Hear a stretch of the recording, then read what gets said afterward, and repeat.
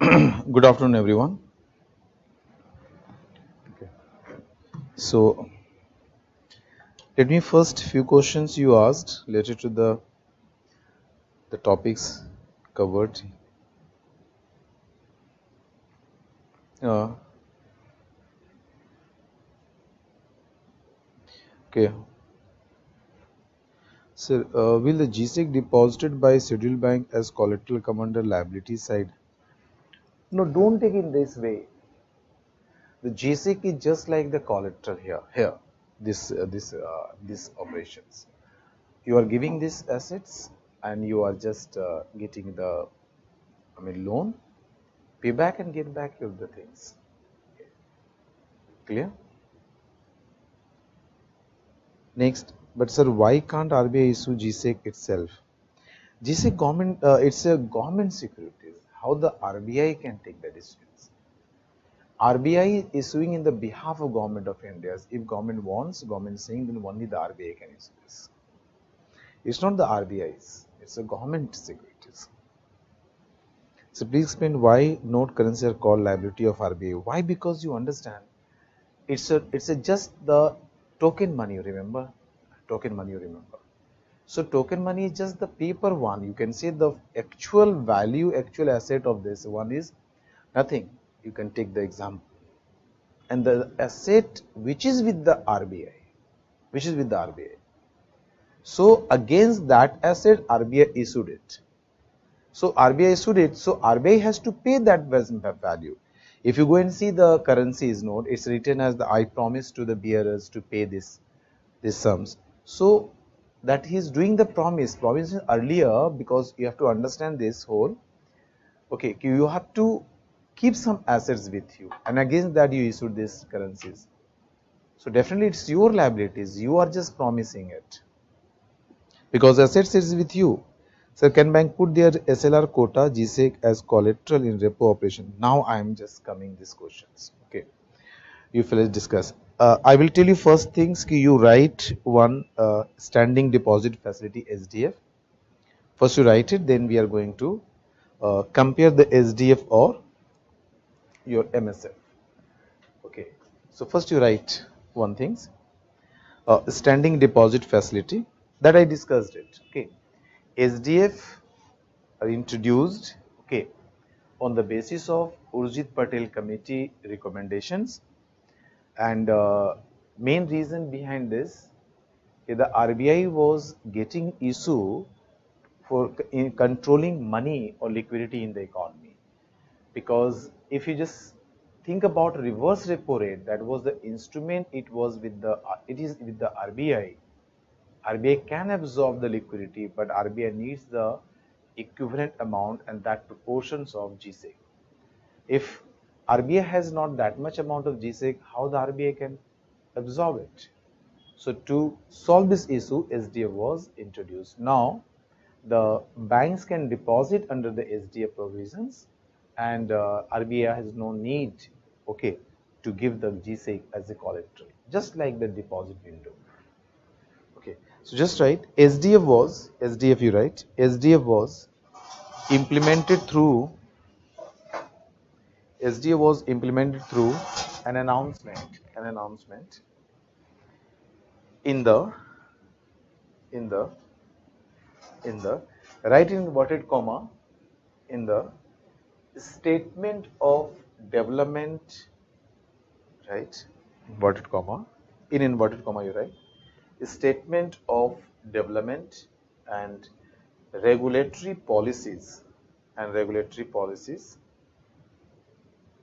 These are statements under this, that's RBI announced regulatory policies, close the inverted comma, dated 8th April 2022. Dated 8th April 2022. Okay, so on 8th of April 2022, it was announced. Okay, one more line you write. It is effective from, yeah, it is effective from the same date. It is effective from 8th April 2022. It's effective from 8th April 2022. Here you wait. Your question, I just wait. I know. I've been discussing after this. First, you complete this part. Right. In 2018, in 2018, the amended section 17 of the RBI Act, the amended section 17, amended section 17 of the RBI Act empowered the RBI to introduce the SDF,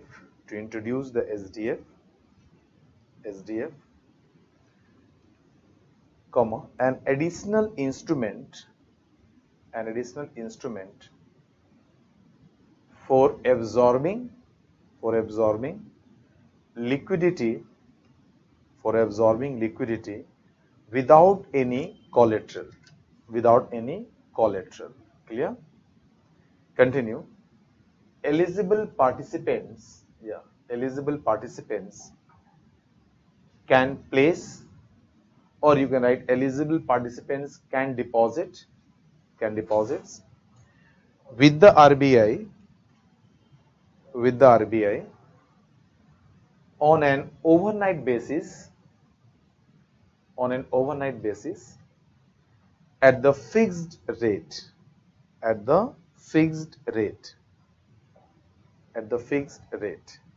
Clear, dear? So what is the meaning? That it's normally it is an overnight basis, normally, you understand. But if RBI wants, then RBI can retain your deposits for longer period. If RBI wants, then RBI can retain your deposits for longer period, but appropriate return price RBI will pay you. So suppose RBI is giving you some interest rate, so at that rate of interest, if you are depositing with RBI, so RBI is going to pay you for one night. But if suppose the RBI kept it for the longer period, 2 days, 3 days, 1 week, or 2 weeks, like this, or more than that. So according to the number of days they are holding your deposits, the RBI will pay you interest for that. Clear? Continue for that. Continue this. Okay, the RBI retains the flexibility to absorb. The RBI retains the flexibility to absorb liquidity for longer period under the SDF. For longer period under the SDF means RBI can retain under the SDF with appropriate pricing. Clear? They will give you the whole days the return. If they are putting in the longer period with appropriate pricing, right? The overnight SDF facility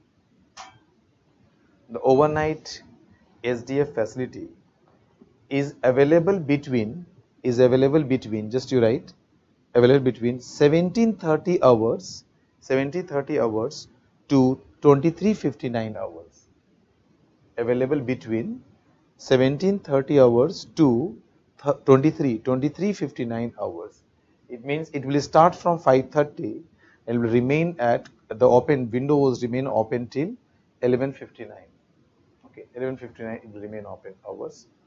Continue on all days including Sundays and holidays. All days including Sundays and holidays, even holidays on Sundays, you can deposit. How you can deposit? Yes, it is an app based deposits, and you can get it app based. So in apps you can just deposit in this time period. That app is name is Kuber. Okay, Kuber. It's RBI's Kuber. Okay, Kuber is basically RBI's app. You can write here, since it is an e-platform, so you can write e-Kuber. So e-Kuber is the RBI's e-platform. Okay, and where all banks are related with the RBI through this app. Clear? So through this app you can deposit. So just continue. Yes, what you written on all days including Sundays and holidays, and will be reversed on the following working days in Mumbai. Will be reversed on the following working days and will be reversed on following on the following working days. Okay, so yes, it will be returned in the next working day. But again, with the condition is what the condition? If RBI thinks, then they can retain it for longer time, right? The rate of interest on deposit, the rate of interest on deposit under this facility is decided by the RBI from time to time. Is decided by the RBI from time to time. Okay, full stop, right? It will be at 25 basis points below the policy repo rate. 25 basis points below the repo rate. It means what is the repo rate RBI has announced? Your SDF rate will be 25 basis points below than that. That is the RBI regulation I am telling you. What is the basis points? You understand, because RBI keeps changing the policy rate in terms of basis points. So basis points,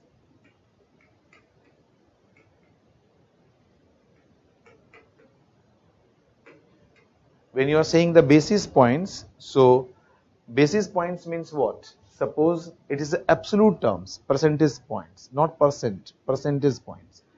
Like 300 basis points you are saying. Suppose you are saying 300 basis points. So 300 basis points means 3 percentage points. It's a percentage point, not the percent. Absolute terms you have to take 3 percentage points. If you are saying 200 basis points, then it means 2 percentage points. 100 basis points means 1 percentage points. If you say 50 basis points, it means 0.5 percentage points. If suppose it's a 25 basis points, it means 0.25 basis points. Clear? If let us consider the RBI announcing कि now I increase repo rate by 50 basis points. If suppose repo rate is 5%, 5% existing one, if 50 basis points it's increased, then 50 basis point means 0.5%. So increase will be 5.5%. This will be the new one. So just the absolute terms you have to add. That is, it is a concept of basis points. Clear to all? If it is a 30 basis point, 35 basis points means is 0.35. In this way you have to understand it. Clear?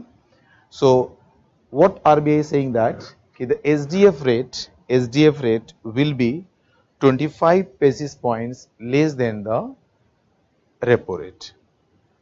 Yesterday I requested, again I am requesting, meanwhile you check RBI website and get all the policy rates. What is the policy rates? When you are comparing with SDF rate and the policy repo rate, then you can get the difference 25 basis points. Okay, yes, you will get 25 basis points. The SDF rate will be lower than the repo rate. Okay. Now just complete the line. Right, deposits under the SDF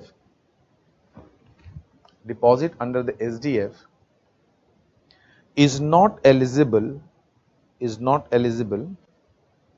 for the maintenance of the CRR under section 42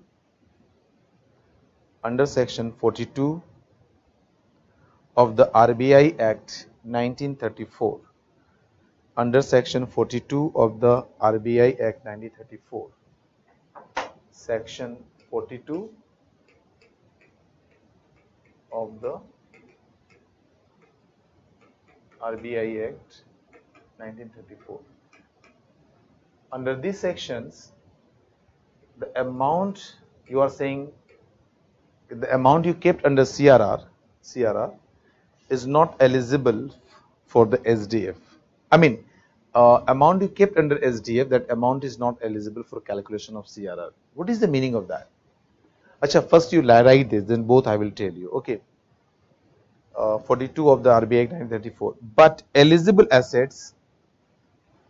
for eligible assets for maintenance, eligible assets for maintenance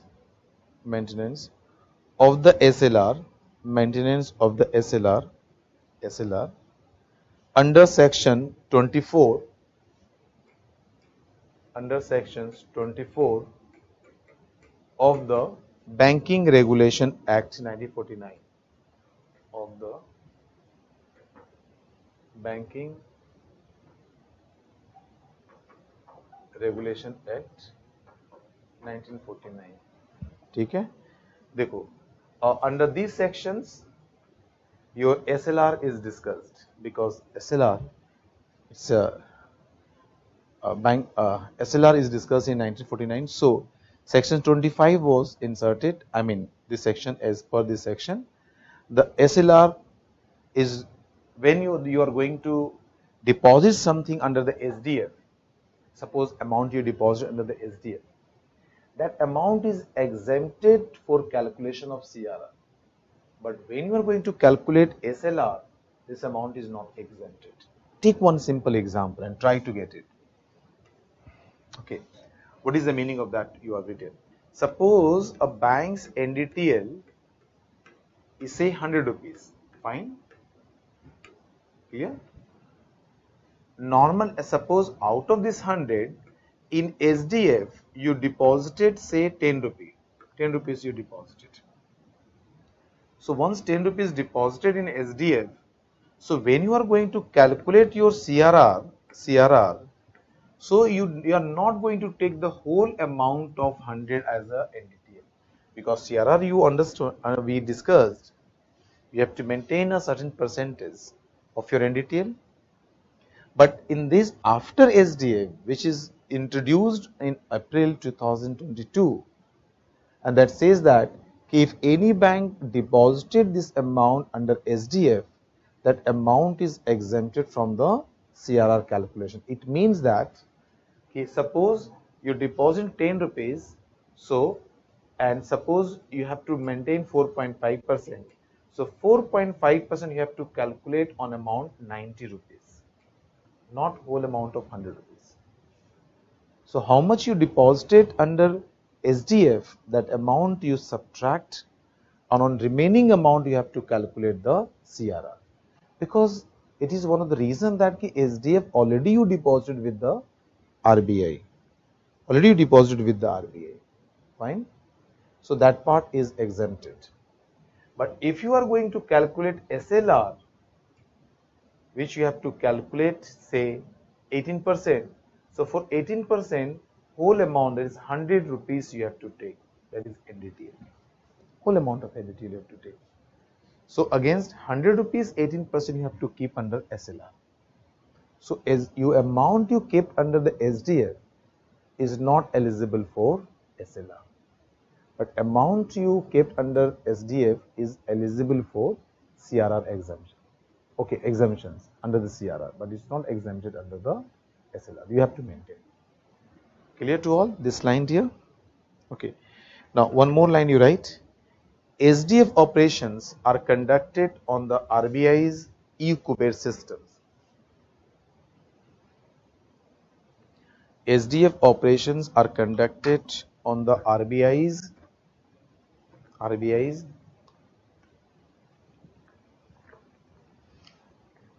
e-Kuber system, where banks can submit their bids, BIDS, can submit their bids through electronic mode,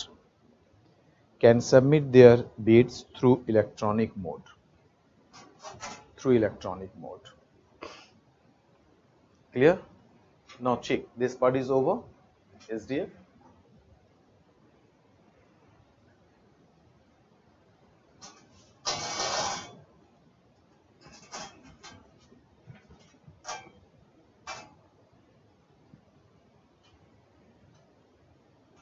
Let me check.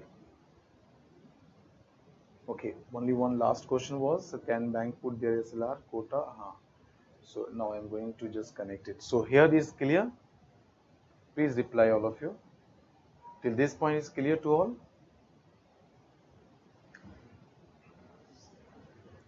So CRR is over in instruments, SLR is over, bank rate is over, repo rate is over, reverse repo rate is over. Yeah, SDF is over. Only remaining thing is the MSF and open market operations. Good. Clear? Now,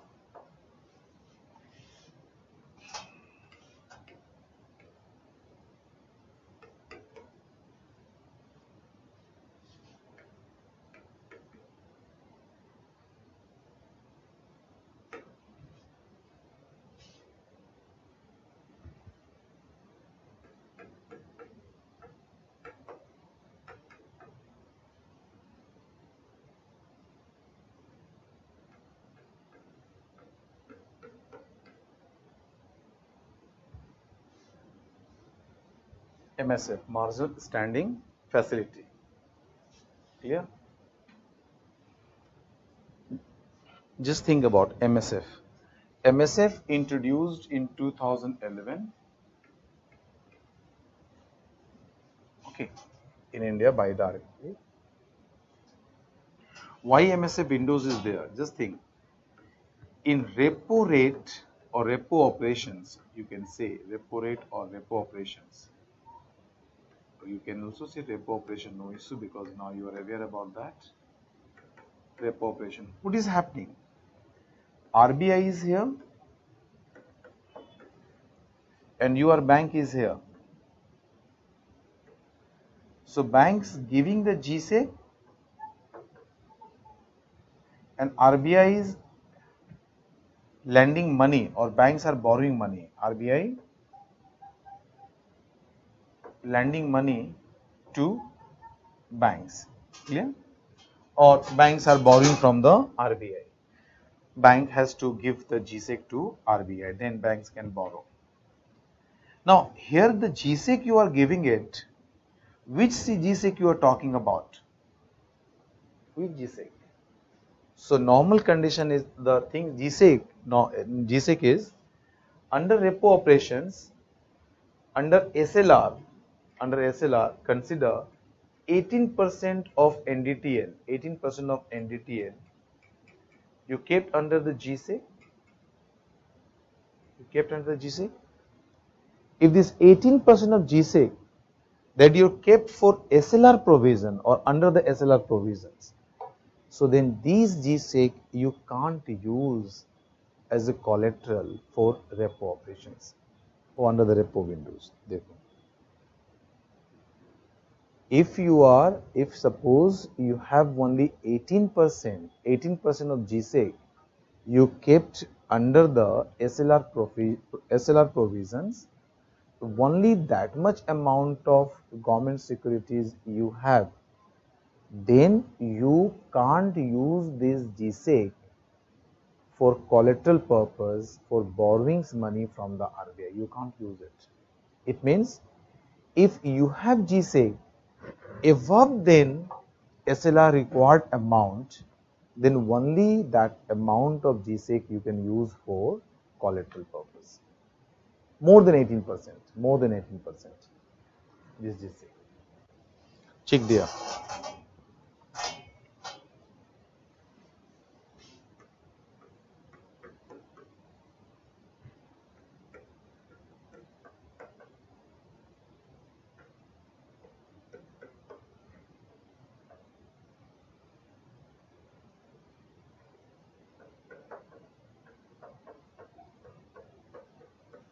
Check all of you, please.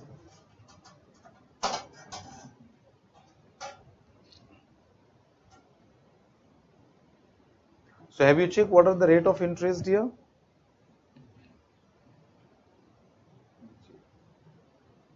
Check first.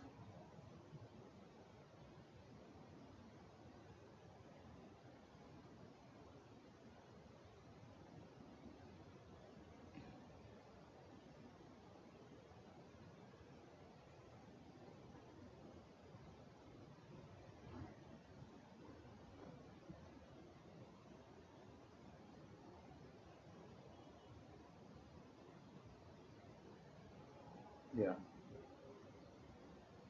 Let me write first. Policy repo rate is 6.25 today. RBI website. Repo rate is 6.25%. Okay. If SDF is your 6%. SDF is your 6%. Your MSF is 6. SDF is 6%. MSF is 6.50. MSF is 6.50. Then bank rate is same. Bank rate always remains same. So bank rate and MSF remain same. So bank rate will be also 6.50% for one, and last one, yeah, 1, 2, 3, 4, 5, yeah, fixed. And reverse repo 3.35%. Reverse repo rate, yeah, 3.35%. These are there. See these rates. First you get it. If you just see the website and keeps updating these informations. So repo rate you can see in the RBI website is 6.25% and SDF rate is 6%. Just we discussed with you SDF as per the till the guidelines till the today. Okay, as per the original guidelines, maybe RBI may amend in future. So we can't say in the future, but till today, the RBI's guideline says that SDF will be always 25 basis points lower than the repo rate. So just you check, if repo rate is 6.25%, then SDF is 6%, 25 basis point lower than that. MSF is 6.50, so you are knowing that MSF and bank rate remain same. That is, RBI is fixing these two with the same rate. MSF is 6.50 and bank rate is also 6.50. Reverse repo rate is 3.35%. This there, okay. So it means you can say repo rate is 6.25, then MSF is was 6.50. So 25 basis points higher. Okay, yeah. Cheap. Here. Now come back. So if you see this this flow this two conditions, one is a repo operation, one is the MSF. In repo operations, yes, if you want to banks want to borrow from the RBI, you have to give GSEC, but that GSEC must be above than the SLR required amount of GSEC. Above than SLR required amount of GSEC. It means if you kept only 18% of SLR, of 18% of NDTL in the form of GSEC under SLR provisions, you can't take loan from the repo window. You can't. Okay, that is the RBI guidelines. Okay, you can't. If you have more of SLR required GSEC, then only on excess amount of GSEC, you can borrow the money from the RBI. Otherwise, you can't. Okay, you can't borrow from this. Clear? You can't borrow from this.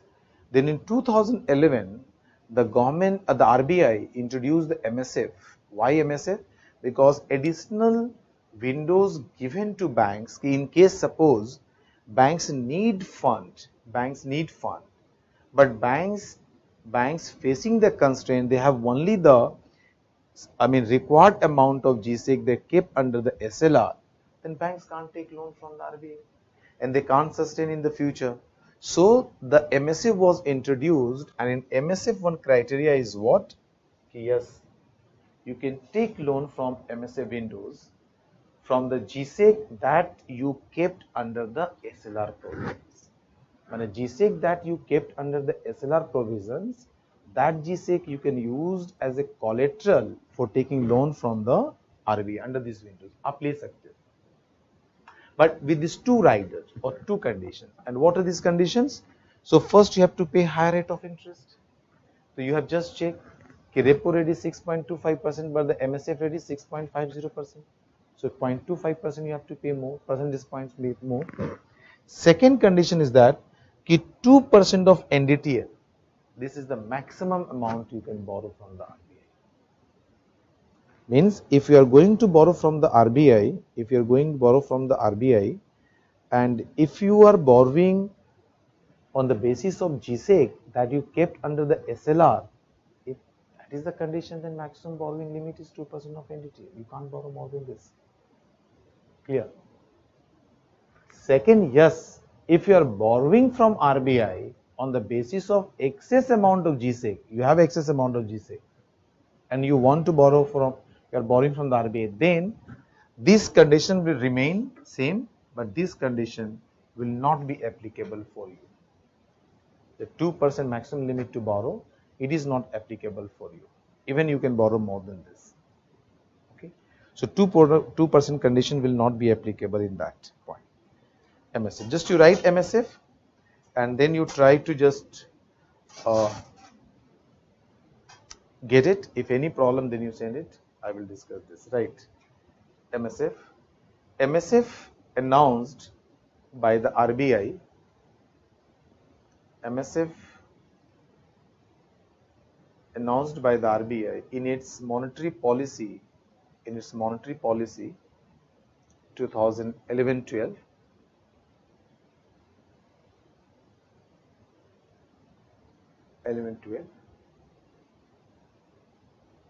Under which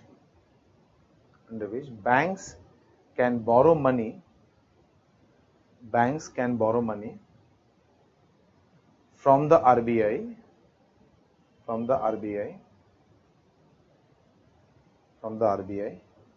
which is effective from 9th May 2011, which is effective from 9th May 2011. Full stop, right? The MSF is the last resort for banks. MSF is the last resort for banks. Once they exhaust all borrowing options,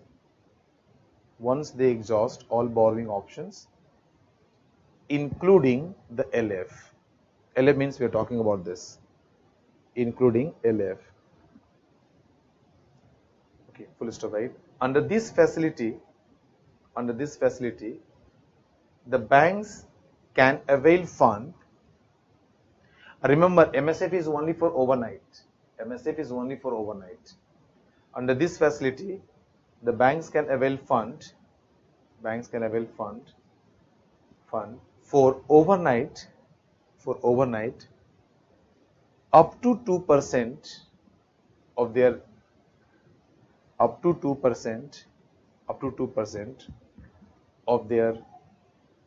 respective NDTL,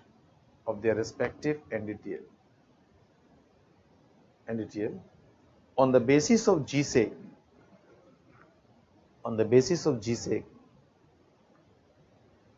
which kept under the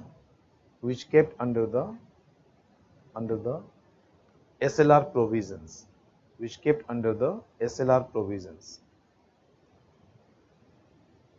Clear? Under the SLR provisions. ठीक है दिया? SLR provisions.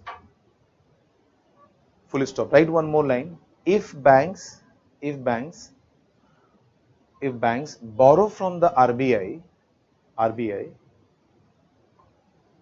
on the basis of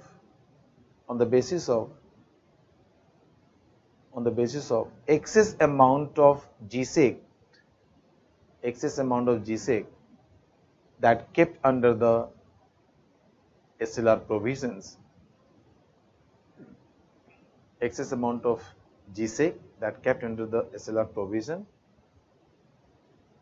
then 2% of NDTL, then ऐसे कर लो, then maximum limit of 2% of NDTL, then maximum limit of 2% of NDTL will not be applicable.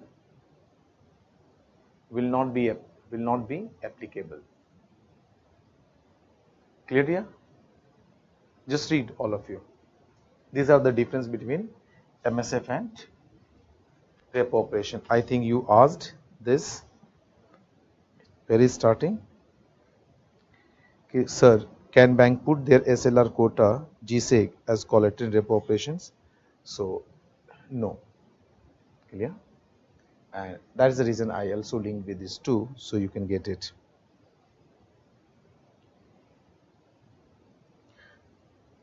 Next, sir, could you please repeat once again regarding the deposition methods of SDF?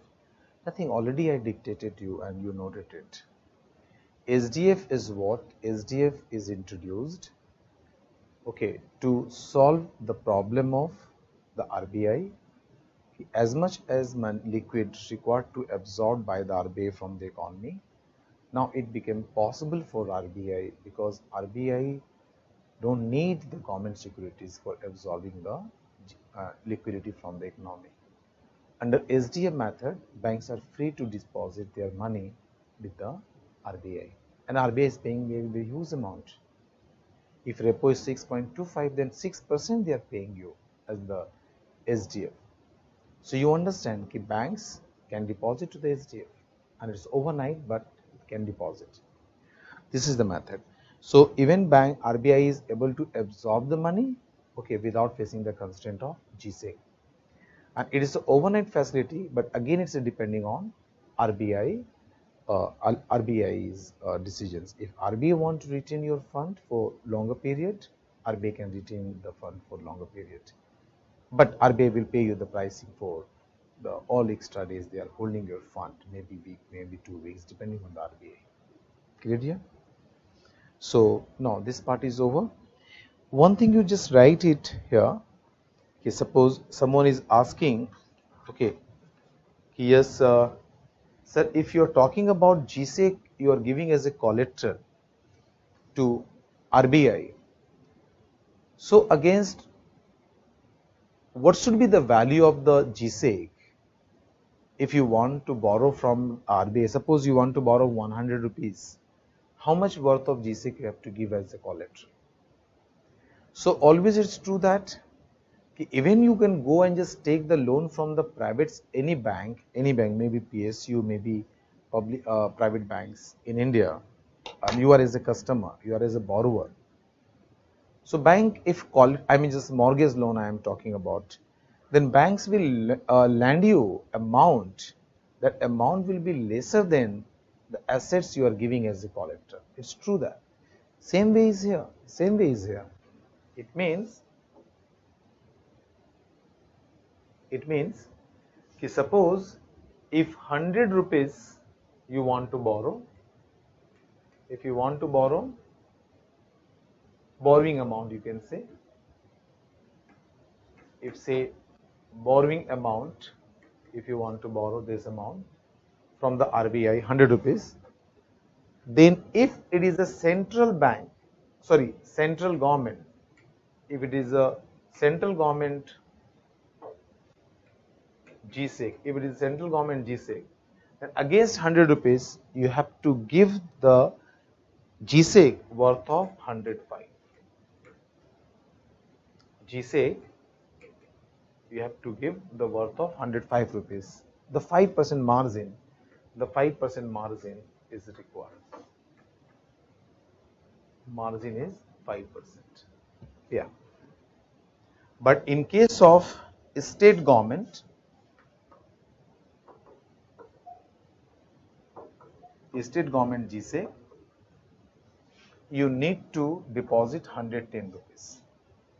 Margin requirement is 10%. This way it works. Again I am repeating.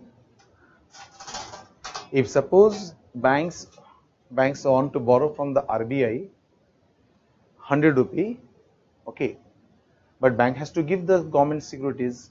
If that securities is the central government securities GSEC, then against 100 rupees you have to give the worth of GSEC of 105 rupee.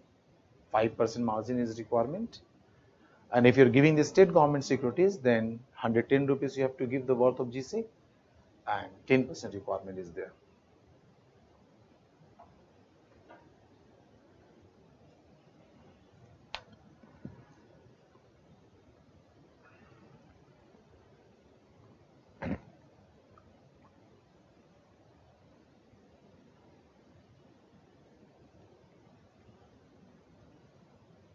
Just write one few lines, change the right?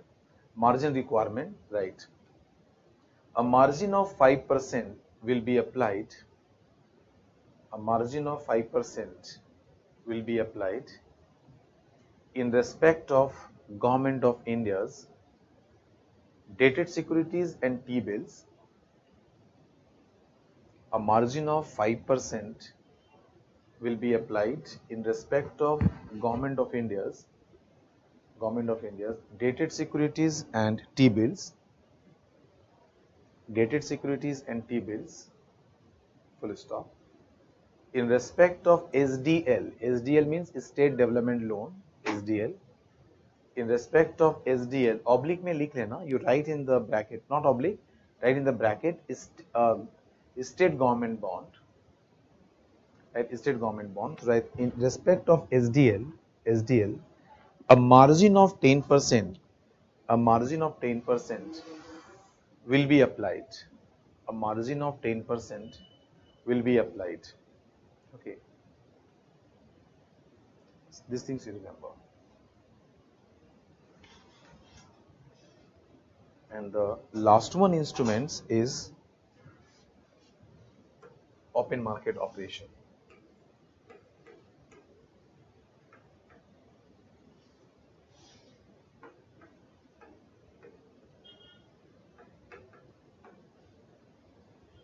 Short form you can say OMO. What is open market operation? So here is the RBI and here is the bank. So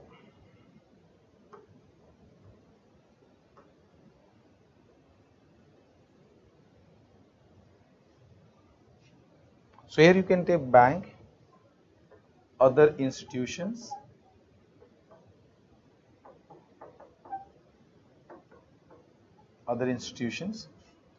So RBI was selling, it's a final sale, not the collateral. If RBI sell GSEC to banks, then definitely banks and other institutions, they are going to buy this GSEC. So basically money goes from economy, it is economy, from bank and other institutions to RBI. So basically money supply is going to fall in the country. Sorry, you can just write in this way. Okay, money is going from banks to RBI. So ultimate in economy, money supply is going to fall. In this way you write. Clear? If suppose RBI is going to purchase the GSEC, RBI is purchasing the GSEC,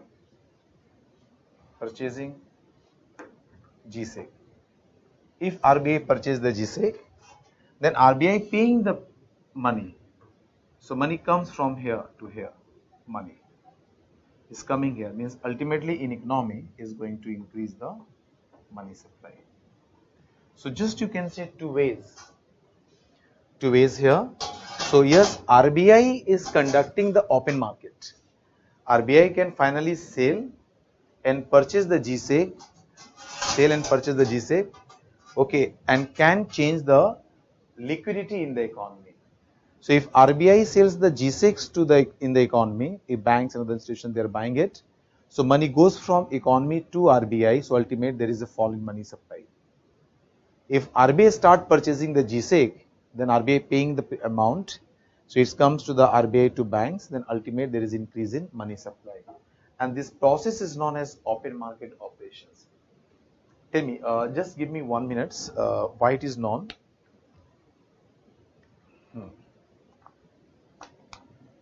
So if you take 2021, before 2021 last, before November 2021, in true sense, in India, it was not the open market. It is known as open market, but the practice, what the practice should be under this open market, that was not practiced in India. Open market means you are doing some business, you are doing some transactions other than your system. But RBI was doing within the system, banks, institutions, RBI is here. So only banking institutions within the system RBI conducting the buying and selling process of government securities. But in the other developed country or developing country, the open market, it means it was open to everyone, including the normal public, normal citizens. They can directly buy from the central government, central bank, and they can sell to the central banks. So that is the open market operation. It is the reason it is known as open market operation. But in November 2021, Government of India modified, changed, and they come out with the regulations. Yes, the common public, we, you, I, everyone, the common public, they can also participate in buying and selling process of government securities from the RBI. Yeah, you can buy or you can sell. Common public can sell and purchase it. And that's implemented in India. For that purpose, you have to open a gilt account. That account is known as gilt account. So gilt account you have to open with the RBI. That you have to open a RBI account with RBI gilt account. And through this account, directly you can buy the GSEC from the RBI and you can sell GSEC to RBI. And we are known as retail buyers. We are known as retail buyers. But banks, other institutions, they are known as the bulk purchasers or bulk buyers. Clear? So earlier these bulk buyers were allowed only, but now they are also allowed, but we also allowed to buy and sell the GSEC directly from the RBI and to the RBI. But through your gilt account, you have to open a gilt account. Through this, we can buy and sell to the RBI. So now in true sense, this process is the open market operations. Yes. Because now the common public also participate in the buying and selling process of the GSEC government securities. Okay, that way you can say that. Like Demat account you are knowing. So Demat account, through Demat account you can buy and sell the private private securities and other securities. Just like the gilt account, directly you can buy and sell the GSEC. That's the changes made. But just write open market operation, few lines. Please write. When the RBI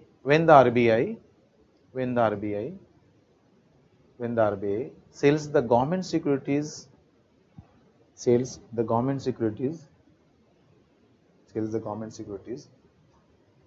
to banks, other institutions, and public,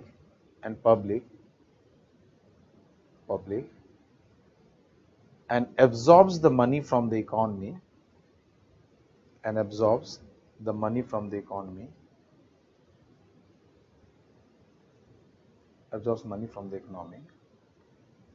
is known as open market operation. Full stop. RBI can also purchase. Okay, one more line. What you have written that? Yes.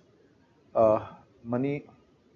If RBI sells the G6 to banks, other institutions and public, then money goes from economy to RBI. ऐसे कर लेना. Money goes from economy to RBI. Money goes from economy to RBI. Okay.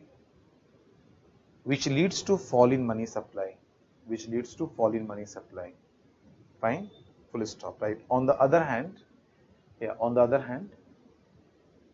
if RBI purchases the purchasing the GSEC or purchase the GSEC, then money goes from RBI to economy. Which leads to increase in money supply. Fine. Which leads to increase in money supply. Full stop. These operations, right? Full stop. Then you write these operations are known as open market operations. Okay, full stop. Just write one more line. Through open market operation, RBI can manage oblique adjust liquidity in the economy. Can manage or adjust liquidity in the economy. Liquidity in the economy. Clear? Full stop. One more line you can write. Okay, and you can check also. You can check. Please, the month you can check. In November 2021. In November 2021, change the para, then you write. In November 2021. Okay. Common citizens are allowed to purchase and sell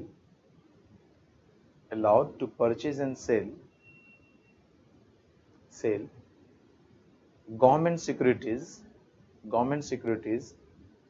directly from RBI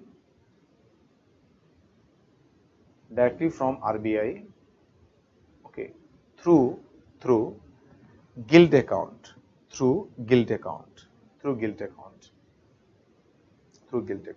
clear to all? Okay, just check all of you. Okay, meanwhile I can check your answer questions. Yeah, one question I received. If bank has more GSEC than their SLR quota, then why bank use MSF facility instead of borrowing through repo facilities? As in the MSF, bank has to pay more interest rate. Partha, good Partha. Okay.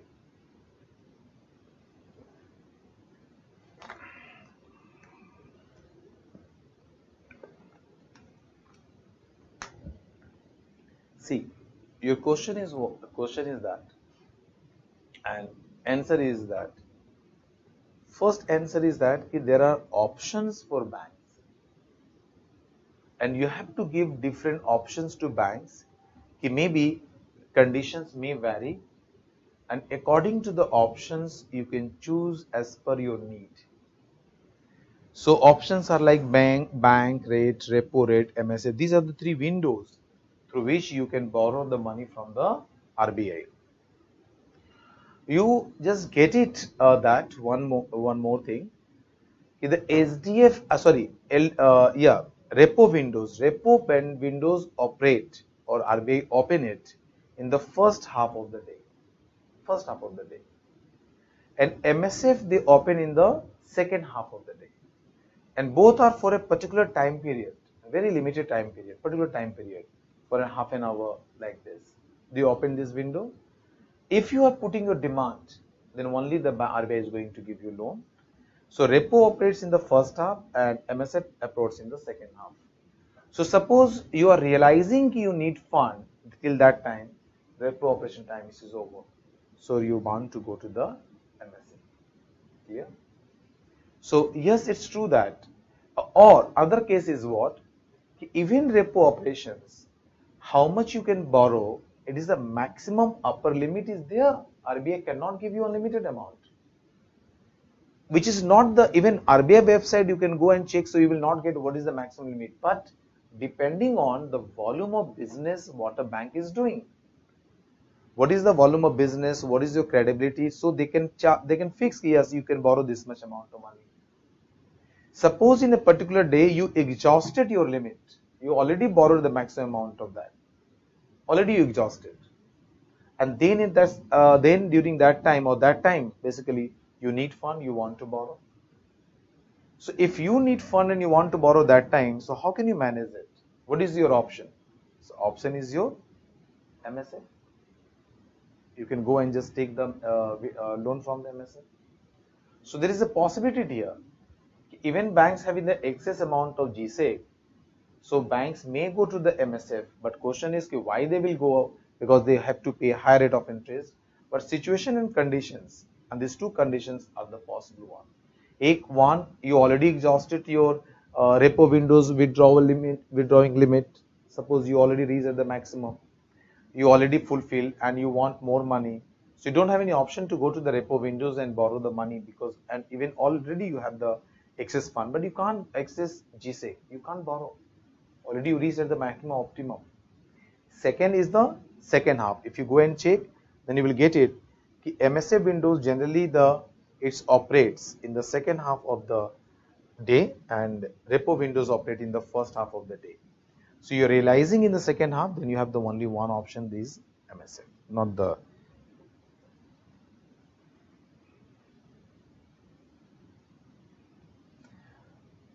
Yeah, a gilt account is the normal account that the normal citizens, like we normal citizens can open this account with the RBI.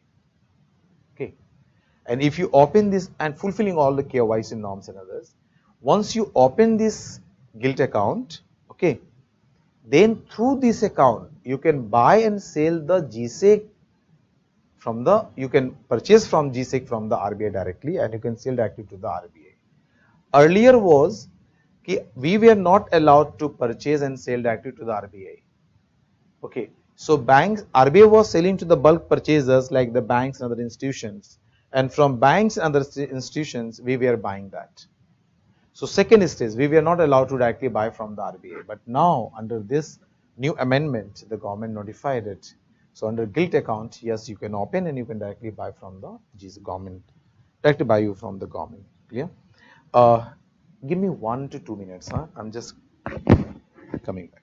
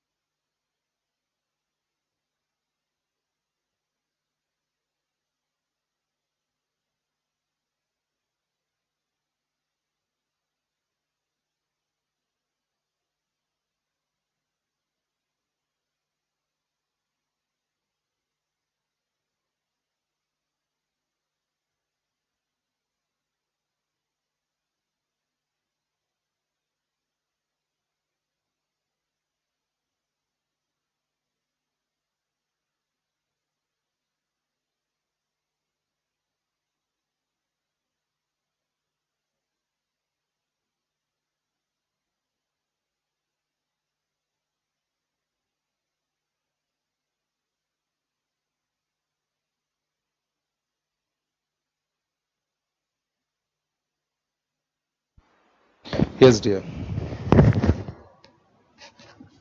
Clear?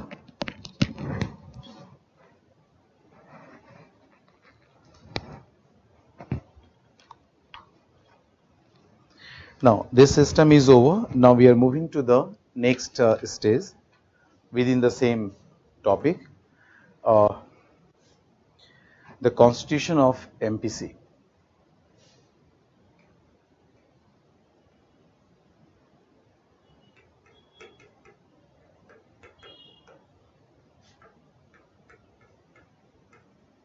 MPC. MPC stand for Monetary Policy Committee. Monetary Policy Committee. What is the reason behind it? The Monetary Policy Committee was constituted, and before this monetary policy, okay, who was taking the decision of the monetary policies? So only RBI governor was authorized. Only RBI governor earlier. So remember, I discussed with you on the flow chart, one flow chart, like if you are increasing money supply, then increase in money supply is going to decrease your lending rate. I stands for lending rate. It's going to increase your investment. Increase investment is going to increase your aggregate demand, and increase in aggregate demand is going to increase the output and going to increase the employment. Fine. But other part we have also discussed. Yes, increase in money supply can also work. Suppose it's increased consumption, and only those goods and services already facing the supply constraint. So your aggregate demand, no doubt, is going to increase. But increase in aggregate demand, if suppose it is increased, but economy is not in a position to meet this extra demand. So what will happen? It is going to create the excess demand.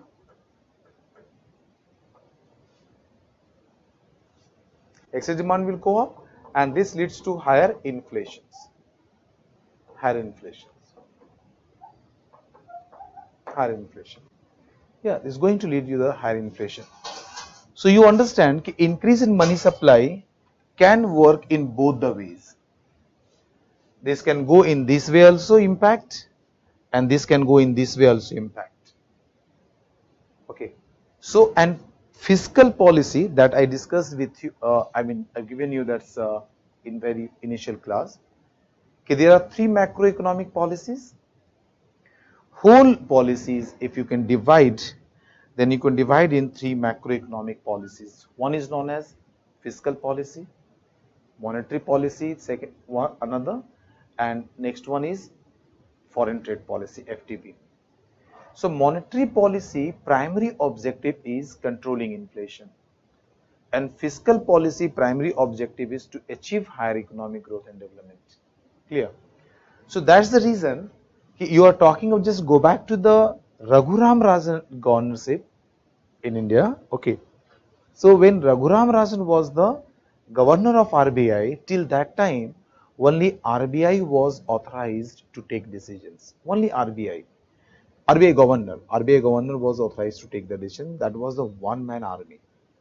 So RBI, so government of India, even it started from the Chidambaram time, that time, okay, Chidambaram time. Later on, the Arun Jaitley was the finance minister. So when you're saying fiscal authority, the Ministry of Finance will come, and when you're saying monetary authority, RBI will. Yeah. So conflict is started between these two. The reason was that the government of India was requesting to the monetary authority, please cut down your policy rates. Now you can get it now. If RBI is going to decrease the policy rates, ultimate result is what? Like it's going to increase the liquidity. Now, okay, I missed one thing. Repo rate I discussed, MSF I discussed. Mainly the policy rate is repo rate. Now, one thing you have to understand how the repo rate is going to affect the liquidity in the country. Why? What is the reason that you are saying that falling repo rate is going to increase the liquidity in the country? What is the basis? And why you are saying so? Yes, if the repo rate is going to decrease, then the liquidity in the country is going to increase. Just think about it. I am here, I am bank, clear? And RBI is here. If RBI cut down the repo rate, so for bank, I am getting one getting information to know the funds are available for me at the low price. Because interest is what? Interest is the price of the fund. Interest is the price of fund. So at low price, funds are available. So if low price funds are available, so what I can do, whatever amount of fund I have, the maximum amount I prefer to land it in the economy. That is, I can create credits. I will use the maximum amount because I know that if I am facing the liquidity problem any particular days for 1 day, 1 week, 2 weeks, no issue. I can borrow from the RBI. So that's the one of the reason that cut down in the repo rate is going to increase the liquidity in the economy and overall money supply, ease of doing money supply. Easing the money in the country. Yes, repo rate has another impact directly on the lending rate. That recently in October 2019, the RBI implemented one policy that is known as the external benchmark based lending rate system. That we will discuss you in the lending rate process, but now we are discussing the policy rates only. So falling repo rate, yes, it is going to increase credit creations or total stock of money supply through this way. And what you can see also the banks can borrow more money from the RBI and lend it to the public, but directly saying somewhere is the questionable one. Somewhere someone can ask you and they can put you in the problem. Why I am telling you? Because even for repo rate, how many days you are borrowing? For one day, overnight, 7 days and 14 days. Can you borrow for short term and use this fund for long term lending process? No. Suppose I took money from someone for 1 month, can I lend it for the 6 months? No dear, I can't lend it for the 6 months. Clear? So yes, long term borrowings I can do and short term lending I can do. That I can manage, I can survive. But I cannot sustain if I am borrowing for short term and lending it for the long term. I took from anyone for the 1 month and I lend it to the 6 months, but they are coming to ask me for after 1 month, from where I will pay. So you understand this thing. So directly, but GS purpose you can write it. Yes, if repo rate is going to decrease, then banks may borrow more fund and may create more credit creation and overall money supply is going out. You can just say this line, another can understand process like that, whatever fund you have, the maximum you are lending from that. Why? Because you have an option. The funds is available at the low price. So this we have to relate. Fall in the repo rate, increase in the liquidity and fall in the lending rate. But fall in the lending rate, you can relate with the two ways, because if more liquidity is there in the country, then banks is going to offer you at the low rate of interest. Then lending rate is going to fall.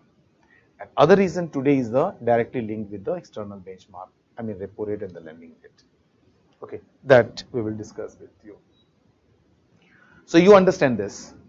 So government was requesting to the RBI cut down the policy rate so that money supply may go up and it's going to boost your aggregate investment in the country, aggregate demand, output and employment. This was the way of thinking of the government of India. That is the government thinking. But RBI thinking in something different way. The monetarist or monetary economist or monetary policy makers, they are thinking in a different way. They are thinking that if I am increasing more money, it may lead to higher inflation in the country.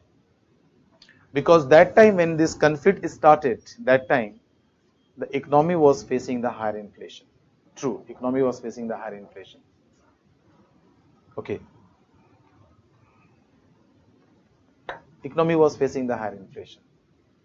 So if you are If already economy is facing higher inflation and you're going for the higher, you're going for this increase in money supply, you can face the higher inflations. It can destabilize your country.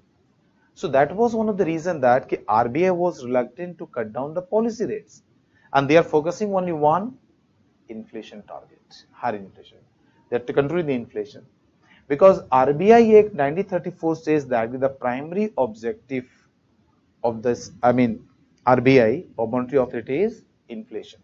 So governor is stick on this point. Government several times requested, but nothing happened. Nothing's happened. But meanwhile, government constituted a committee under the Urjit Patel. That time Urjit Patel was your deputy governor.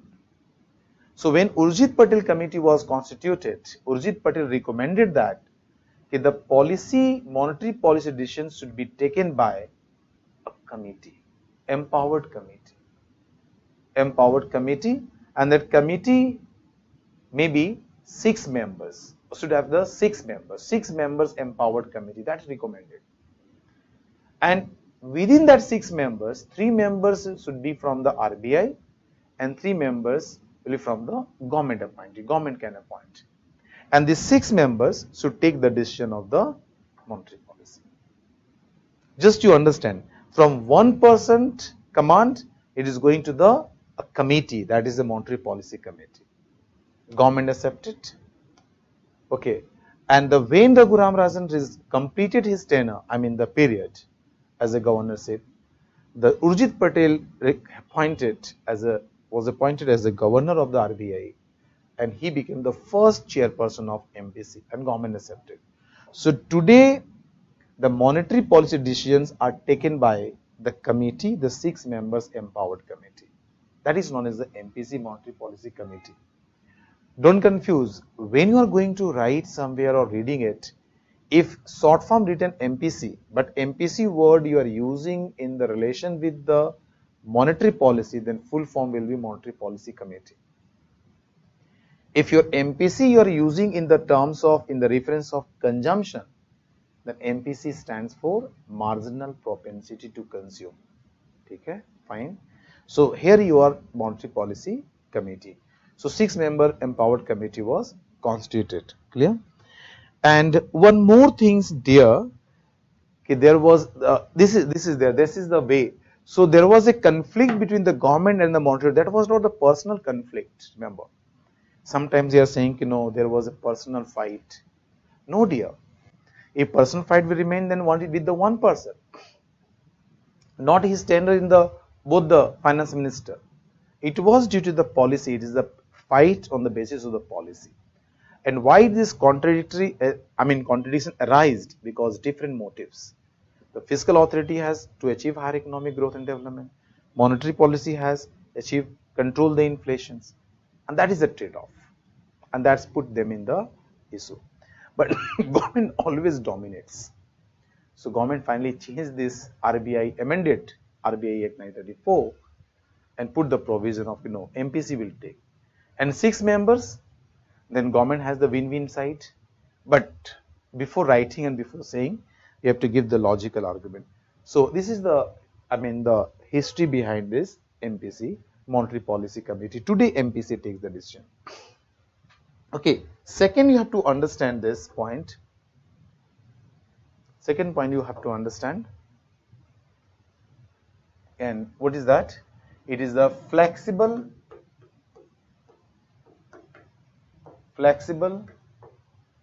inflation targeting framework.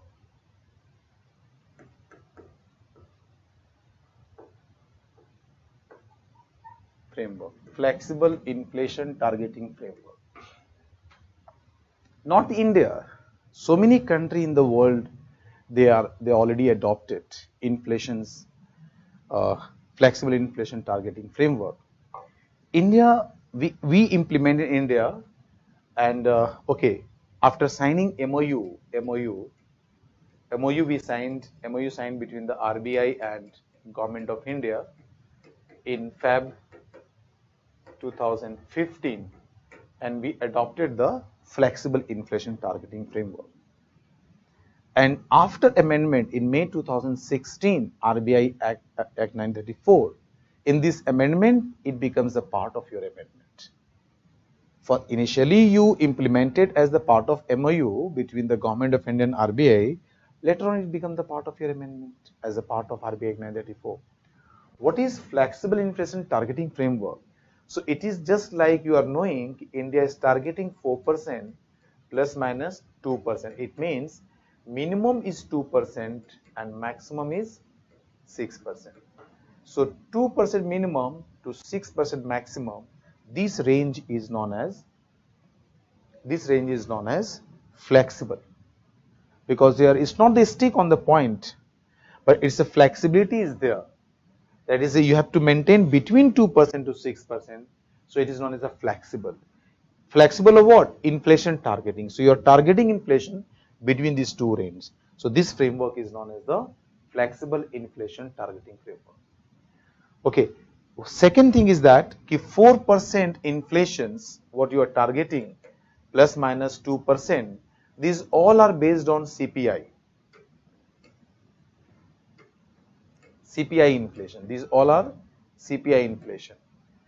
CPI inflation means based on consumer price index.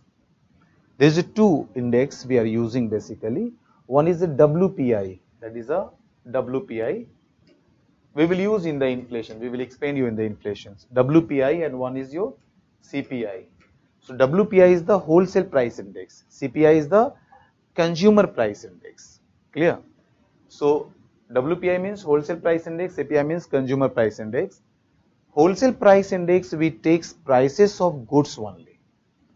One at that prices also we take at the wholesale price.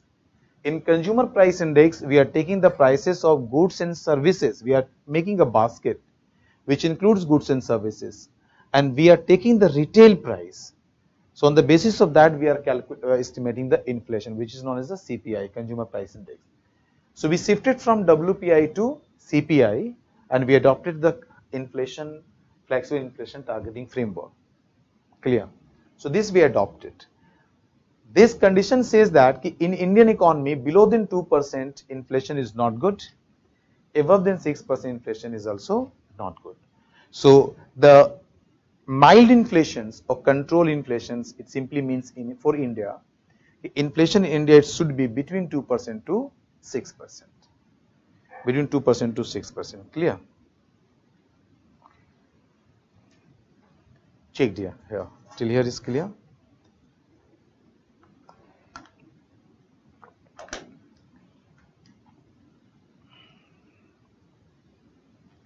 Clear. Right, all of you. And after amendment, one thing's government already included. Earlier, only the inflation was a target, primary objective, but still the primary objective is inflation, but growth is also added. It means now RBI can target to inflation, but RBI has to consider also the growth. Okay, that was included. Just write all of you. The goal of monetary policy, give a small heading. Goal of monetary policy. Okay. Right. The primary objective of monetary policy. Primary objective of monetary policy.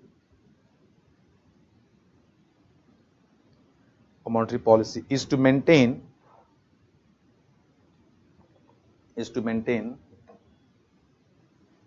price stability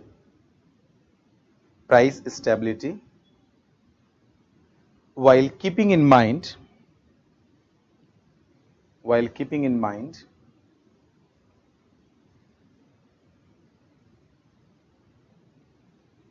the objective of growth.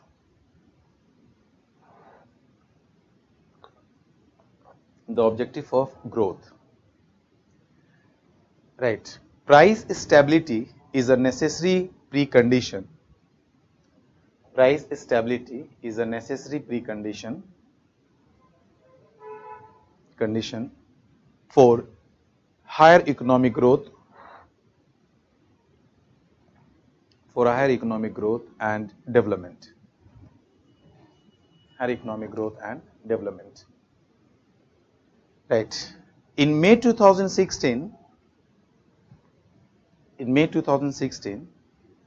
RBI Act 1934 was amended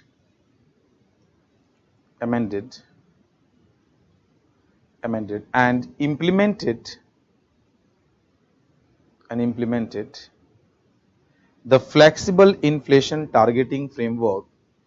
It's after the amendment, the final one, but already we implemented. Okay. Flexible inflation targeting framework. Please stop, right? The amended RBI Act also provides. The amended RBI Act also provides the inflation target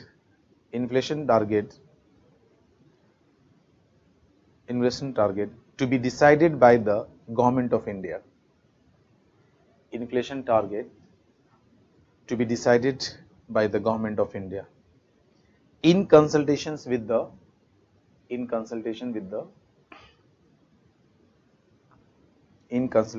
the Reserve Bank of India, RBI. Reserve Bank of India, RBI, once in every 5 years. Once in every 5 years. देखो, please आप यहाँ देखना. Actually, changes are there. Is made. One more changes here you can observe. The inflation target is now decided by or set by the Government of India, and Government of India only going to take the consultation with the RBI. Yeah, this is going to I'm going to fix it. But you know this, if you empower the Government of India, to what extent they are going to lessen the RBI authority, you can well understand. But yes, it's the consultation is there. Government of India will decide, and this target will be given to RBI. Now it's the responsibility of RBI, okay, to achieve that target. So yeah, one changes you can observe and you can say that. And what is the changes? Earlier RBI was not accountable. Yeah, not accountable. And no, I mean there was lack of transparency in the monetary policy. But this amendment brought transparency and plus the accountability in the monetary policy process. Transparency in the sense what? We will come in the MPC. Here you can understand the accountability, first word. Accountability, here the fixed. If suppose the Government of India is giving you fix the 2% to say 6% as the target, okay. Let us consider the target is given to RBI, you try to achieve your inflation within these two range. But RBI failed to maintain this target.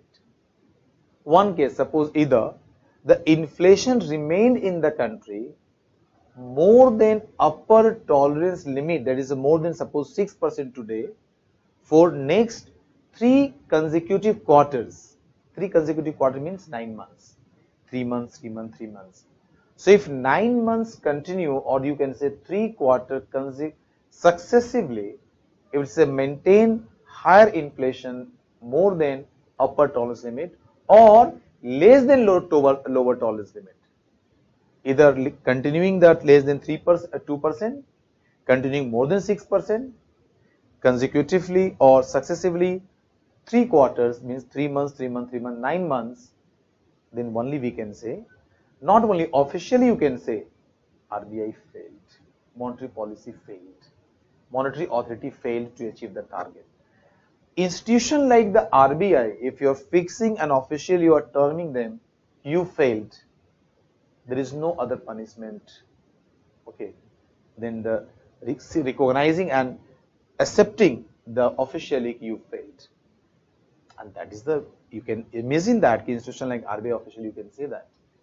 That is a part of your amendment. So it's made accountable to RBI. If target is given, you have to achieve. And that is one of the reasons that recent few months, you can last few months, if you see, RBI has just used all the instruments, increase the CRR, increase the repo rate, okay, and ultimate target was what? Bring inflations below upper tolerance limit. And to some extent now, RBI is getting success. Okay, so that things you have to understand. Clear? So you can say yes, accountability to some extent we are able to maintain, right? Once in a okay, fine, and this target is government decides once in a 5 year. So once in a 5 year you are deciding, because you know tolerance power of economy, tolerance power of economy of tolerance means tolerance of higher inflation or lower inflation. This range may change time to time. Suppose maybe today's range is 2 to 6%, but maybe tomorrow it may go up more than that. India cannot afford it. India can absorb it. So depending on that, so condition is that every 5 years government has to relook, and then this has to give to the RBI. But that's already 5 year completed. But again, it's extended more because that was the pandemic period. So it's still the government feel it's a good target. So it's still the same percent, the same target is going on 4% plus minus 2%. Okay, just think, write it once in every 5 years, and accordingly, the central government had notified. Accordingly, the central government had notified in the official gazette,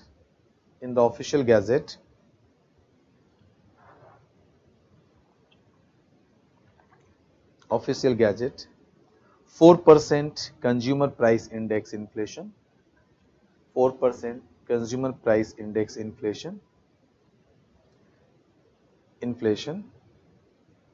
as the target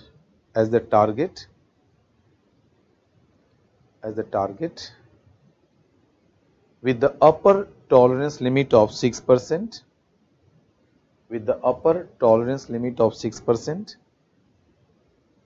and the lower tolerance limit of 2%,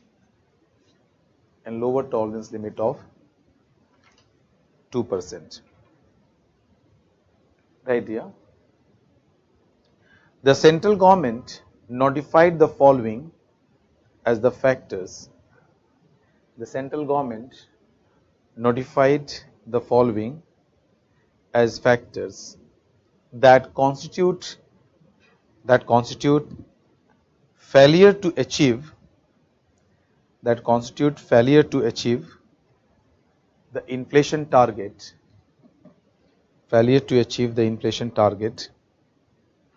First point you write.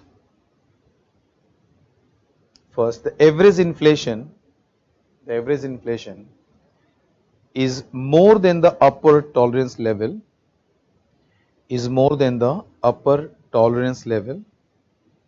of the inflation target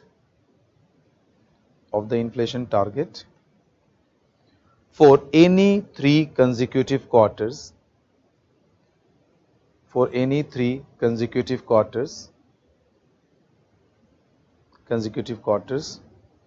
oblique successive quarters. Okay, or second point you write, the average inflation is less than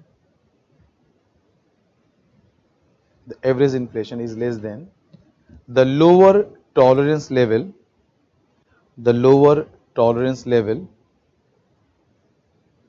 for any 3 consecutive quarters. देख लो dear, below than this for 3 successive quarters, or above than this next 3 successive quarters, then you can term the RBI fail in these 2 conditions. Clear? Change the pair, you write 1 point. Prior to the amendment in the RBI Act in May 2016,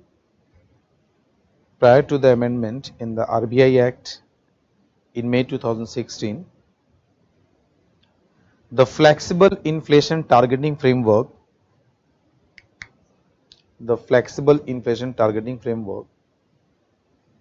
was implemented On the basis of MOU signed, Memorandum of Understanding, on the basis of MOU signed between Government of India and RBI, between Government of India and RBI on 20th Feb 2015.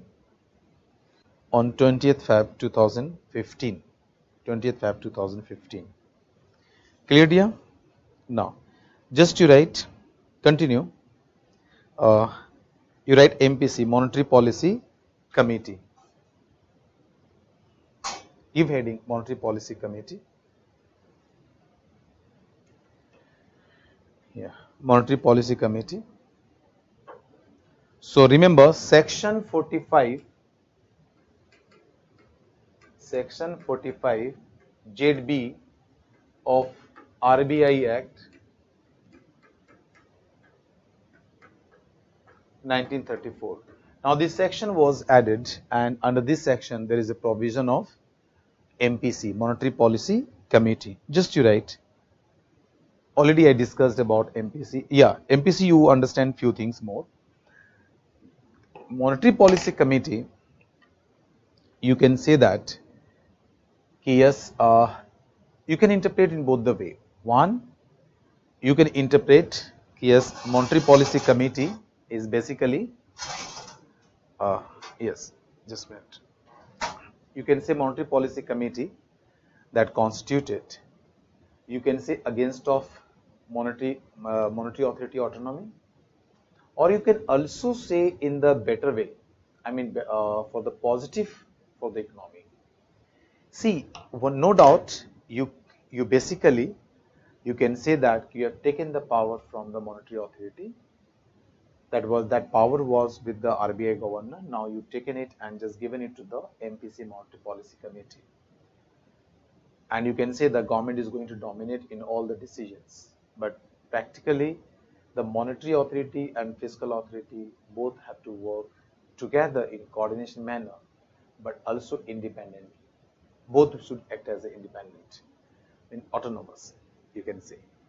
But now the government is interfering in the decisions. They are influencing the decisions.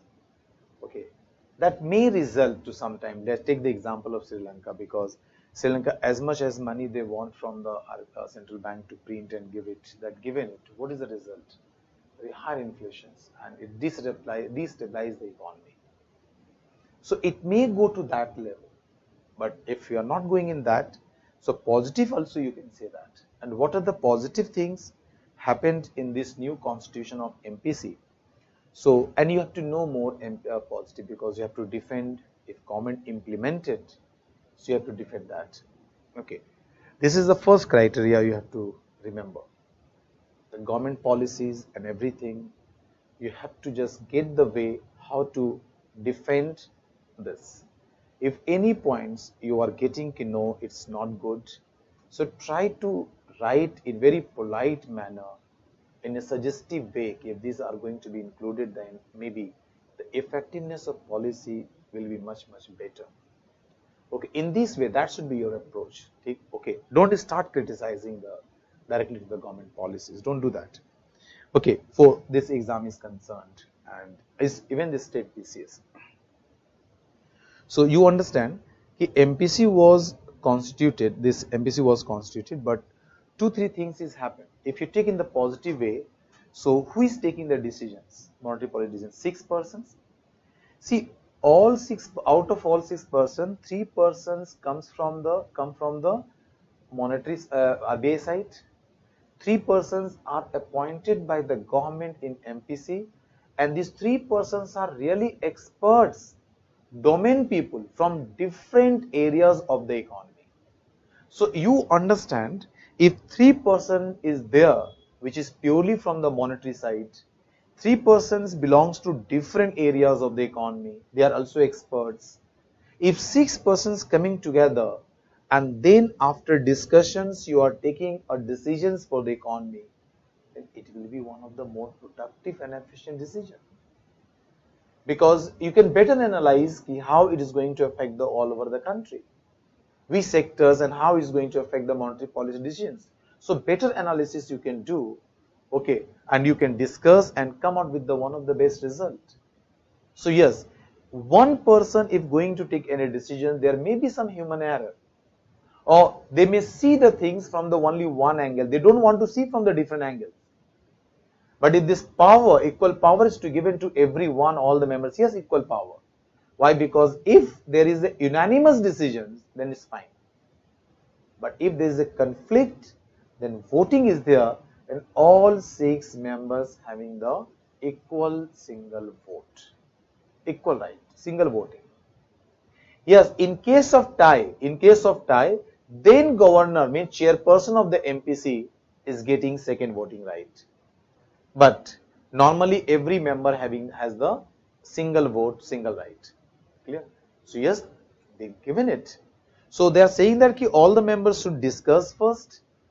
After discussion, all the from all the dimensions you can just discuss, then you take the decision. So it is going to be one of the more effective decisions. Number 1. Second, more transparent. Transparency is brought in the monetary process. And how the transparency is brought in the monetary policy, process, you have to understand this. Earlier, RBI governor was taking the decisions. Clear? How they're taken, what is the basis the decisions is taken, okay, what are the economic conditions. So it's a, and basically you was not explaining. If you want to explain, then you can explain it. It was not the mandatory. Okay. So there was it was not so transparent what the government wanted to make it. So now the transparency is brought in the system, and how it's brought the things is that if you are coming in the meeting, MPC meeting, any resolutions, definitely if you are calling a meeting, so you have to make a resolution, you have to put it, yes, we are going to take the decision on that. So resolution you just adopted, this decision we are going to take. So resolutions you have to just note. Second, what are the views, what are the statements made by the all members, that you have to record it. So statements made by all the members, resolution adopted in the meeting, that, and third things, if voting is allowed, if voting is there, if there is no unanimous decisions, if voting is allowed, then which member voted in yes or which member voted in no, that you have to publish. Everything you have to publish after concluding the meeting in the 14th day. So once you conclude the meeting, in the 14th day, you have to publish it. That level of transparency they brought under the new system. That change is made. Okay. Earlier, it's very difficult to get any process. Just RBI taken decision, it's final. But now it's brought more transparency. You have to say to the public, you have to say to the nations, what was the basis? Okay. Which decision, what was the view? So in the closed room, what you're taking the decisions, fine, it is going to be open in the economy. Everyone getting to know what the decision you have taken and why you have taken, which members is views is there, everything is getting. So you brought the more transparency. That is the things in the MPC it's happened. Okay, on 14th day. So in this way you can say it's make. And one more thing. Earlier once RBI was taking the decision, monetary policy decisions, the next decision when he will take or when he will take, okay, it's very difficult to say. But now it's a mandatory. MPC has to meet the at least 4 times in a year. At least means minimum 4 times in a year. And minimum 4 times in a year means in every quarter. So in every 3 months you have to meet. Every 3 months you have to meet. That is the conditions. Clear? And if economy require, then you can meet more than 4 times. Not only 1 times in a 3 months, you can meet more than that, depending on the conditions, economic conditions. Like in the recent past, you can take just few months back. Okay, RBI meet more than 3 times, more than 1 time in 3 months. Yeah. So this at least 4 times you have to meet in a year. Earlier it was not the conditions. Now it's a mandatory for the MPC. You have to meet. If after meeting assess the economy, if you think we have to change the policy rates, change it. If you think we don't need to change, don't change it. But you have to review, you have to meet. That the compulsion is there. Clear? Right, please write. Section 45(j) of the amended RBI Act 1934, Section 45(j)(b), (j)(b), or Section 45(j)(b) of the amended RBI Act 1934, provides an empowered six-member monetary policy committee, an empowered six-member monetary policy committee, MPC, to be constituted by the central government. Yeah, central government will constitute. To be constituted by the central government by notification in the official gazette. By notification in the official gazette. By notification in the official gazette. Okay, full stop, right? Right. No, in the official gazette. Continue. Accordingly, the central government, central government in September 2016,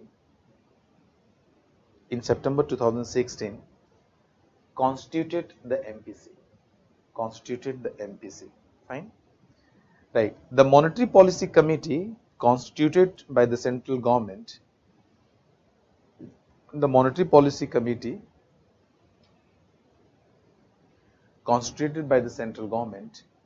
decides the policy interest rate, required to achieve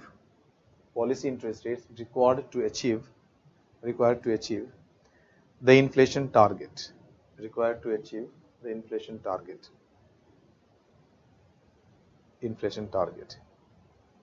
Okay, full stop, right? The Reserve Bank's Monetary Policy Department, yeah, in Reserve Bank there is a department which is known as the Monetary Policy Department. Okay, right. The Reserve Bank's Monetary Policy Department helps the MPC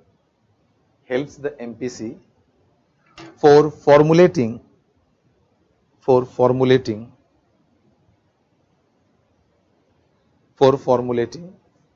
the monetary policy, formulating monetary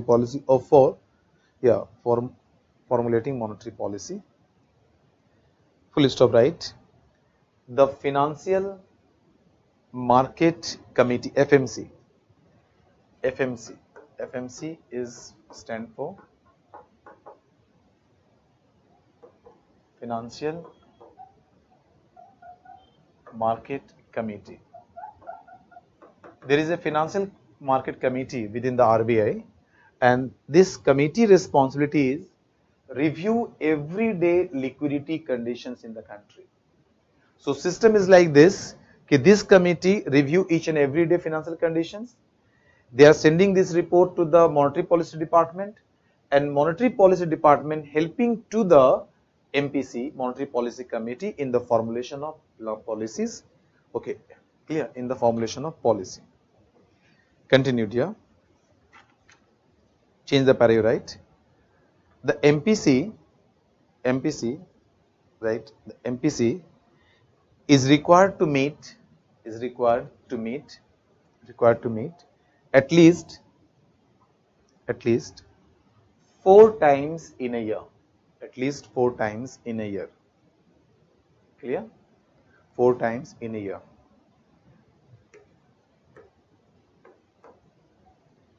Do you know the quorum meaning of the quorum?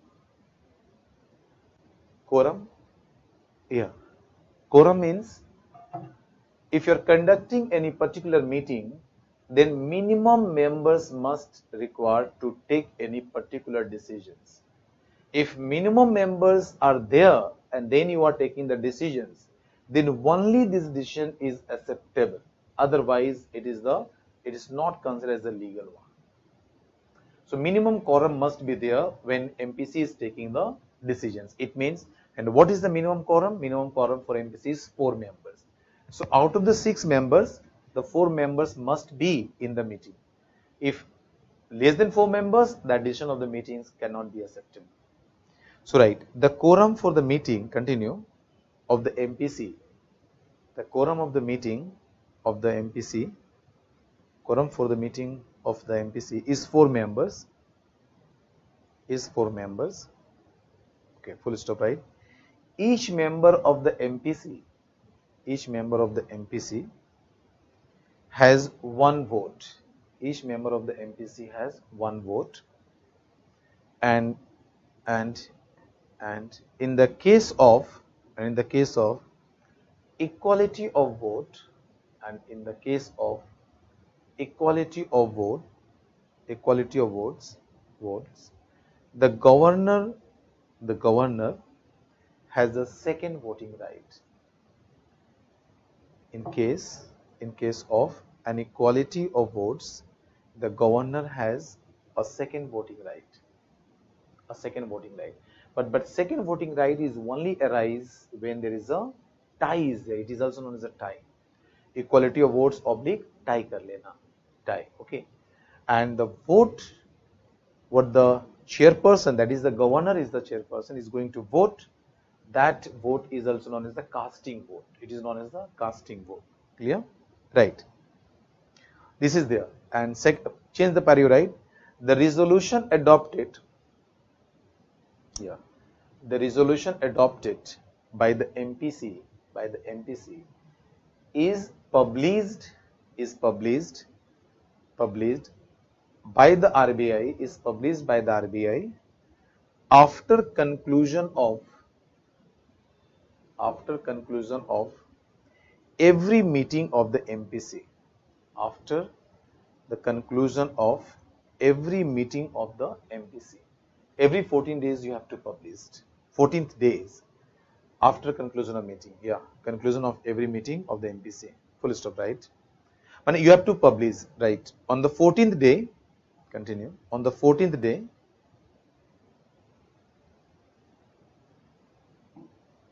after conclusion of every meeting of the MPC, fine, right? On the 14th day, the minutes of the proceedings. Minutes means final, what the decision, resolution was there, what the decision is taken, then all the members have to sign. That is known as the minutes.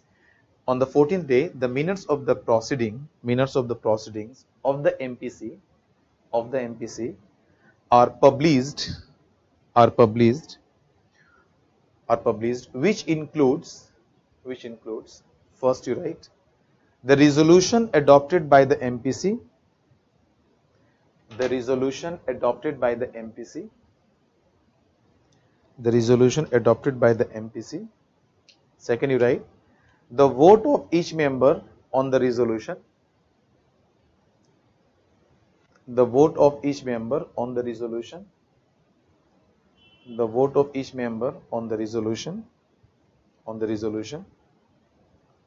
Okay, third one, right? The statement of each member. On the resolution adopted.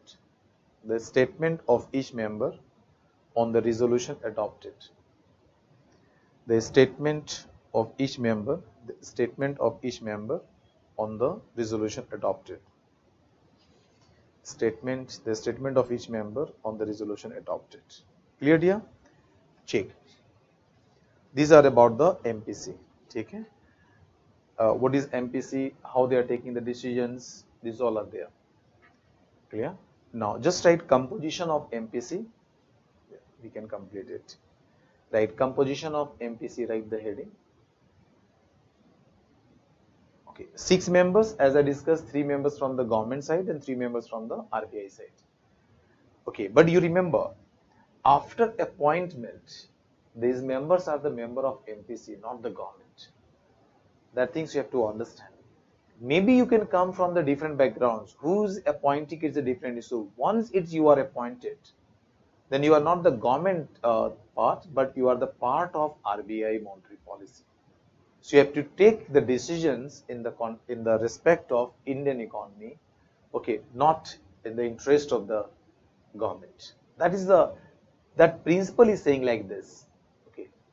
But you are knowing that once government is appointed you, so definitely you are going to do for the government, and government has just made like this, appointment of this member, if the appointment is member, if the members are appointed, these are appointed for the 4 years.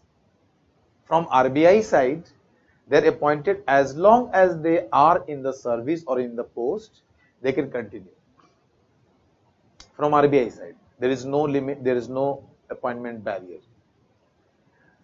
But from the government side, you are appointed for 4 years, but with the condition that 4 years or the any notification by the government, and whichever is earlier. So it means, suppose government appointed you for the 4 years and government is not satisfied, so government can say, sir, I don't need your services. Simply you can say, they notified it, and the whichever is earlier is, suppose you are going to complete your next after 2 years, but today they notified it is applicable and you have to remove. You are removed basically, clearly, so that you understand it. So as long as you are in the waste list and the base list, I mean the good list of the government, you are continuing this post. Right. First point, heading you given, the composition of the MPC. First, governor of the RBI. First point, governor of the RBI as chairperson, a right in the bracket ex officio. Ex officio means anyone who is the governor of RBI, he will be the chairperson of MPC. Ex officio. Second point you write. See, before writing second point, you understand that RBI has so many deputy governor, and so many means around 4 governors, deputy governors, and every deputy governors having the each deputy governor is in charge of a particular department. Depending on the government, appointment हो रहा है तभी रहेगा, 3-4 रहेगा. So otherwise, you are also taking charge of this department, that is a different issue. So the deputy governor who is in charge of monetary policy department, that deputy governor will be only the member of MPC, not the other deputy governor. These things you have to know. Deputy governor who is in charge of monetary policy department, that deputy governor will be only the member of MPC, otherwise not. So second point you write, deputy governor of the RBI, in charge of monetary policy department of the RBI,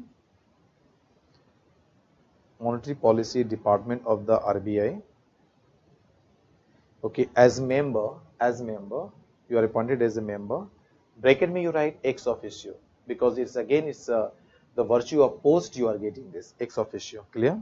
Third one point you write, one officer of the RBI to be nominated, one officer of the RBI to be nominated by the central board of RBI. ऐसे कर लो, one officer of the RBI nominated, direct कर लो, one officer of the RBI nominated by the central board of the RBI. So central board of the RBI, they are nominating one member, that will be the member of MPC. 3 members from the RBI. Are they continue as the job is there? Okay, right. Change the paragraph. 3 members are appointed from government side, from the government side, okay, which are selected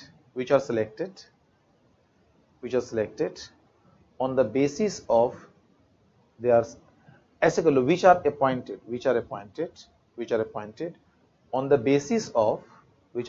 on the basis of recommendations made by the search committee.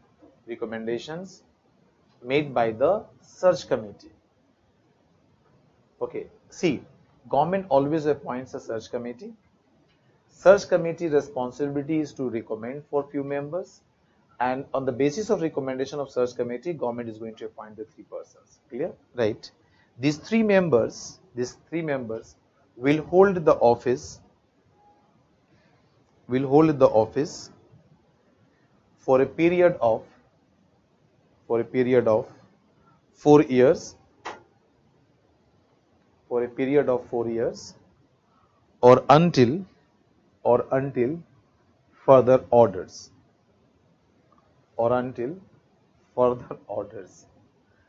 whichever is earlier. Okay, just you think, where is the gray area?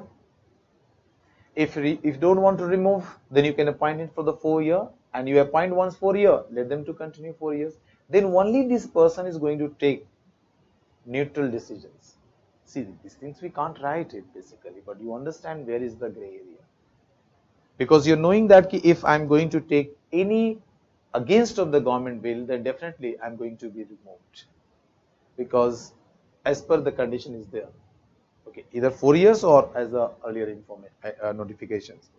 So, Jubio, but you have to say the positive way.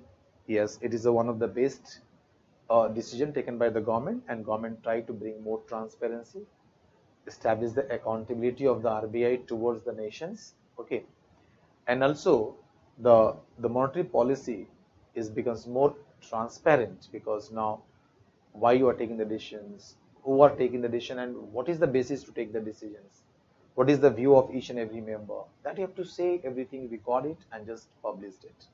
Even in the voting is open voting, you have to say yes and no. If you're saying no, then you have to say it is going to published. Yes, then it is going to the published. So everything you have to say.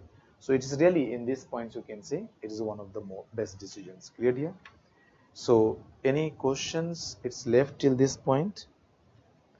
Let me check. Yeah.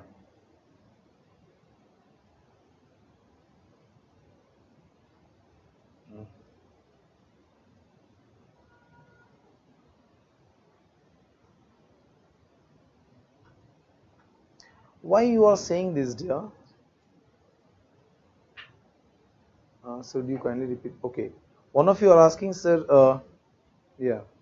Sir, if 6 persons of MPs is divided into 3 on a matter, who takes the decision? This it's clear. The governor or chairperson of the MPs is getting the second voting right. Second, asking, when bank repurchases GSEC from RBI, the value of GSEC has increased by repo rate. Why? See, on the basis of repo rate, you are taking loan. Just give me one simple example. Suppose I have some asset I given you for 6 months and asked you loan ki give me around 50,000 or 1 lakhs, and I will pay you, say, this interest rate. You given me loan on the basis of this rate of interest. Condition is that.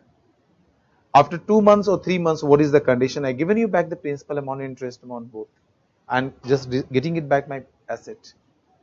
So due to this reason, how the price and the value of this my asset has increased? If it's increased, then due to other reasons, maybe the market value it has increased. But you're saying due to the repo rate. No, dear. Just you take the normal way of transactions. Clear? So how bank gets excess GSEC to borrow through MSF? No, excess nahi. Agar if you are already keeping, you have, then I'm talking about. You already suppose purchased more than 18% as per today's scenario. Then you have the excess reserve. Second, you said RBI members stay till the retirement, but why is the governor's tenure is only for 5 years? No, I'm not saying retirement. मेरा बात को समझना. The members are appointed as per their post. Like the governor is appointed 5 years, but you don't want to remove you cannot remove very simply the governor of RBI. So the period I'm talking about, suppose deputy governor, your last 4 years is there. Okay, so 4 years you can continue. The meanwhile, no one is going to remove you. RBI officer once it's appointed. Okay, since it's appointed by the central board, so okay. So if suppose in the senior most they are appointing it, so 3 years, 4 years left, so you are continuing with that. But here the appointed by the government side, you can't say there is a fixed period, no? Your fixed period is 4 years, fine. But government can call you back anytime. But that is not situation with the RBI member. That is the reason I am telling you, till your completion of period or time period you can say, or retirement. Suppose you are RBI governor, you appointed for 5 years. So 5 years you are continuing as a governor, not the 1 and 2 years. If next year 5 years extended like the Sri Shaktikanta Das, so he's again they got the 10 years of the MPC governor chairperson. That's I'm trying to say. Retirement means what? You are appointed for this post, and this due to this post you are there. So as long as you are in this post, you are continuing in that post. Okay, due to this post. If you are deputy governor of monetary policy department, as long as you are the deputy governor and in charge of monetary policy department, you will be the member. If it is a change from the deputy governor from monetary policy department to any other department, you are going to lose this. You understand this condition? I am trying to say it. But government side, there is no 4 year you are saying, but any moment you can remove it from this because that notifications clear. Okay, dear. Thank you, everyone. We'll meet tomorrow. Okay. Thank you. Thank you, everyone.